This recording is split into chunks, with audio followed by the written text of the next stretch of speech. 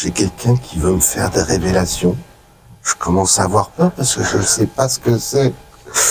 Mais je sais quand même que je connais ce monsieur, Édouard Collin, que j'ai vu nombre de fois sur scène.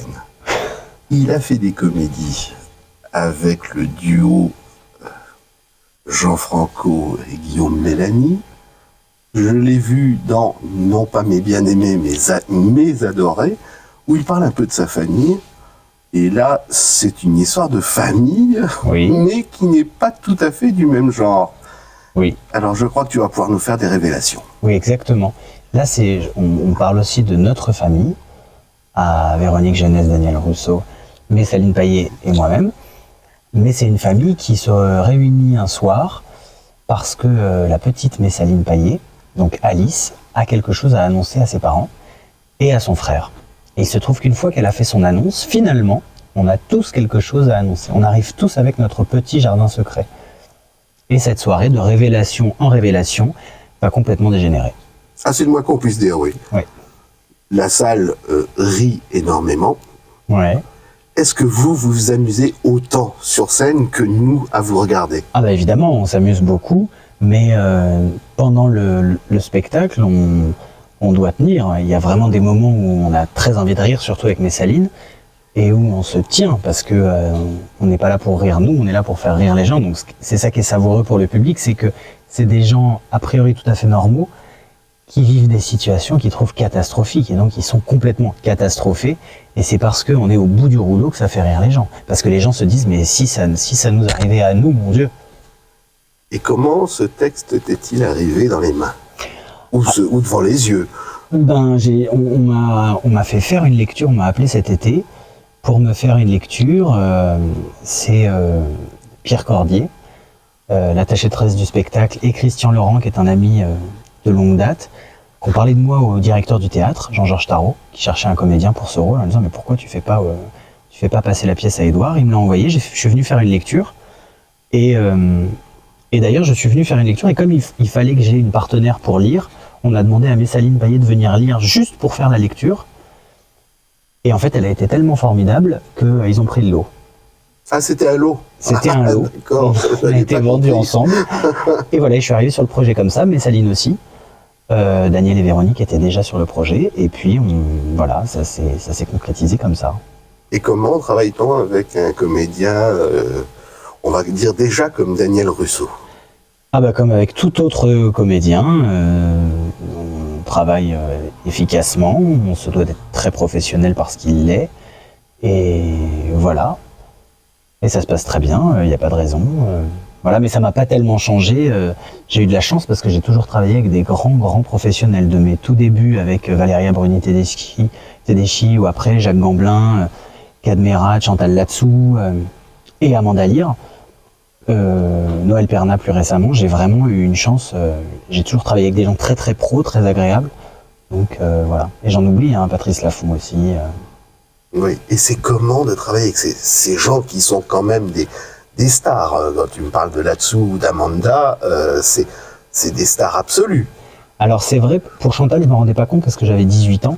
Donc j'avais vu les Amazones 6 fois avant de reprendre le rôle d'Aurélien Vic. Mais j'étais complètement inconscient. Donc je suis arrivé, pour moi c'était ma copine, quoi. Pour Amanda, c'était différent parce que j'avais lu Panique au ministère.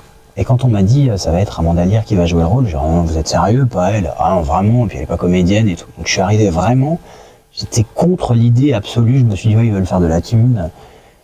Et quand je suis arrivé, c'était au café sous la porte Saint-Martin pour la lecture, j'ai croisé son regard, on a échangé 2 mots, et tout de suite j'ai été sous son charme. Et je me suis dit mais elle est formidable. Elle a lu la pièce, et on est tous restés scotchés, c'était le personnage. Il y a des fois c'est des évidences, et pour Amanda, ce qui est fou, c'est que c'est la seule comédienne avec qui j'ai travaillé, qui est arrivée aux répétitions, texte su. Et elle connaissait son texte parfaitement le premier jour des répétitions, mais le texte de tous les autres.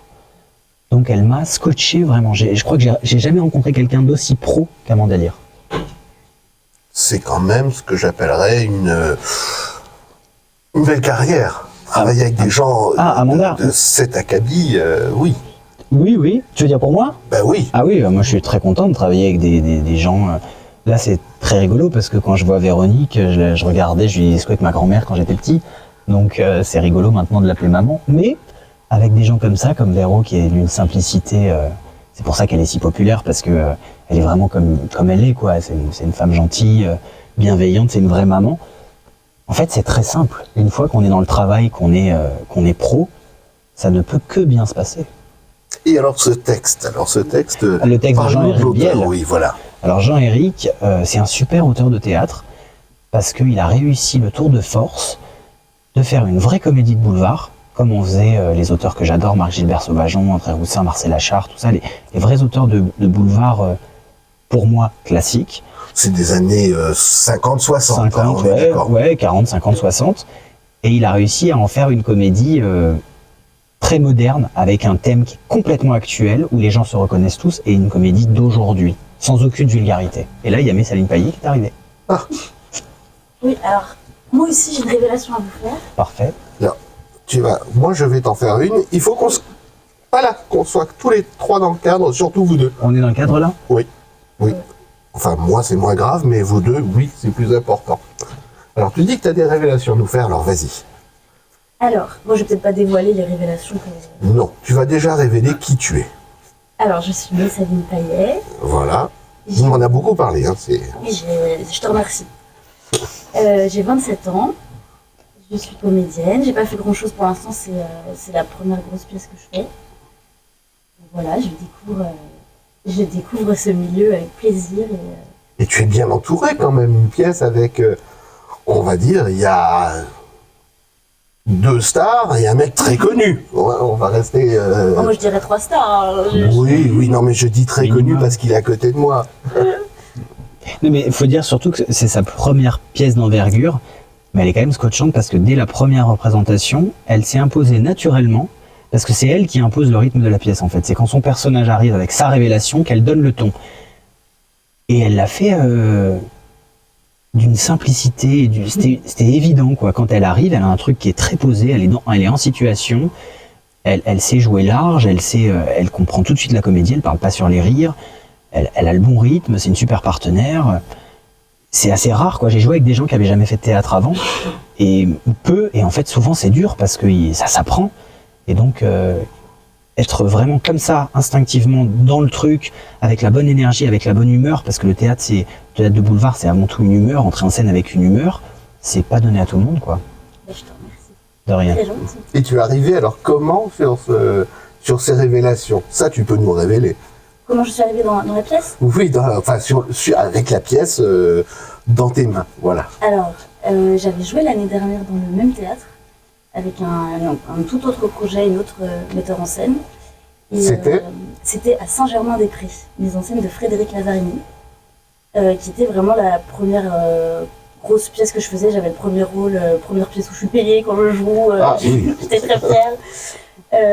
Et Jean-Georges Tarot, le directeur et producteur de la pièce, a pensé à moi pour rendre service à la base, pour Édouard qui devait lire la pièce.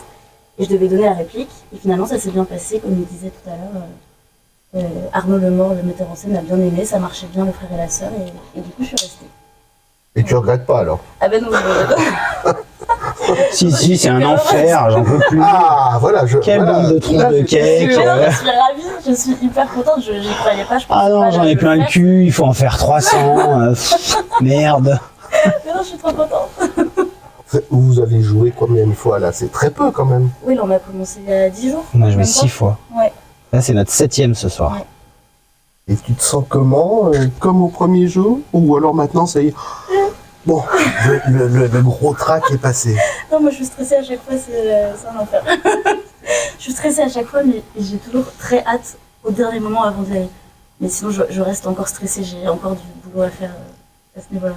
Oui, et puis elle a raison, parce qu'il faut dire qu'une comédie, on la rôde on met une trentaine de représentations. Là, on est quand même au tout début, donc les rires sont pas les mêmes tous les soirs, on cherche encore un peu notre rythme. Puis j'avais jamais fait de comédie avant, donc là vraiment, je découvre le truc d'entendre les rires et d'être très à l'écoute et de ne pas parler dessus, de trouver un rythme que je connaissais pas du tout avant. Ce que disait Daniel quand on était en répétition, il disait n'oubliez pas que là, on n'a pas encore le dernier Ouais. partenaire, on n'a pas le public, et c'est vrai. C'est ça a été Quand on ça. répète une comédie, le meilleur défilage sera jamais aussi bon que la pire de la présentation parce qu'il nous manque le partenaire principal, le public. Le rire, de toute façon, j'imagine que le rire, ça vous... Je sais pas comment on dire, ça vous booste. Ah oui, oui, ça porte. Tu es arrivé comment au théâtre alors?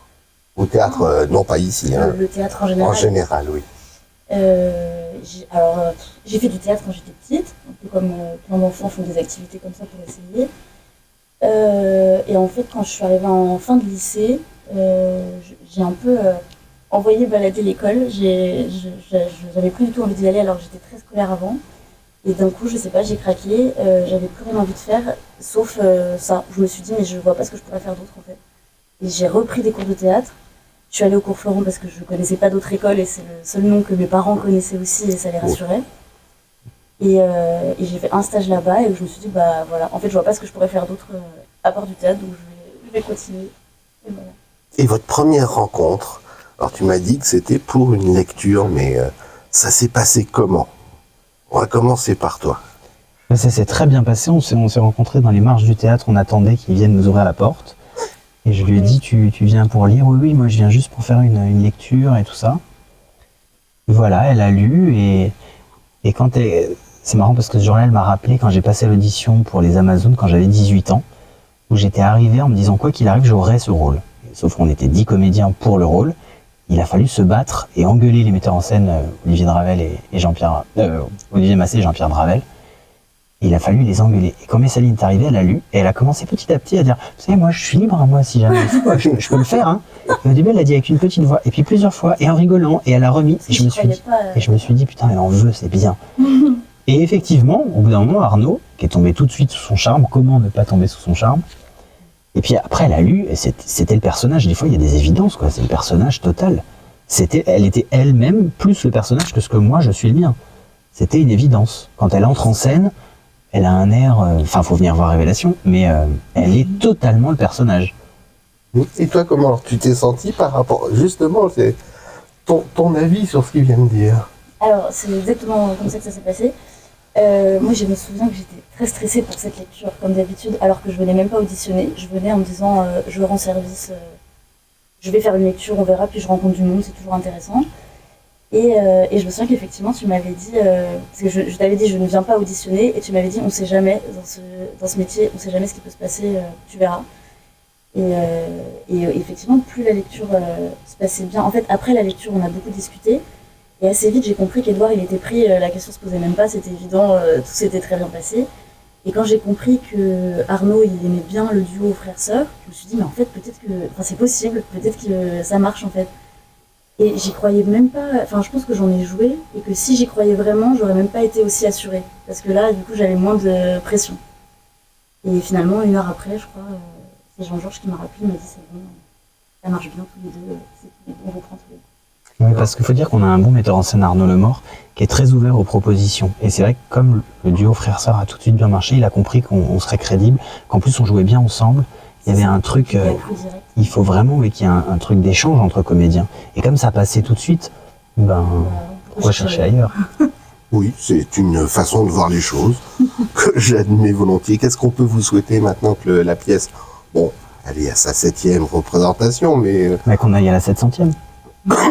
Oui, ça serait pas trop. Non, ce serait pas trop. Tu as déjà interviewé Marc Mercadier et des gens comme ça? Je l'ai rencontré à l'époque, mais Marthe, je faisais pas encore mon... Ah, t'as déjà interviewé Maria Pacôme? Je l'avais rencontré là aussi. T'as déjà interviewé Michel Roux? Je crois. Ah, je crois. Et ben, tu vois, c'était des gens qui jouaient leur pièce 3, 4, 5, 6, 700 fois. Pourquoi aujourd'hui, vu qu'on a une bonne comédie de boulevard, qui est ancrée dans le boulevard et qui est très moderne, pourquoi on peut pas rêver d'un succès comme à l'époque? Quelle est pour toi la meilleure comédie de boulevard? Et après, tu répondras à la même question. La meilleure comédie de boulevard? Oui, celle que tu as vue, qui t'a marqué le plus. Oh, t'as le droit à 2, 1 ou 3 si tu veux. Alors, je dirais Très à table, de Marc-Gilbert Sauvageon. Je dirais Le Squat, avec Marc Mercadier et Claude Jansac, parce que c'est la pièce qui m'a donné envie de faire mon métier quand je l'ai vue au Théâtre de la Madeleine. Et la 3e, je vais pas citer Maillan parce que c'est trop facile, je vais dire Et moi de Maria Pacôme. Oui. Au Théâtre Saint-Georges avec son fils François Pacôme.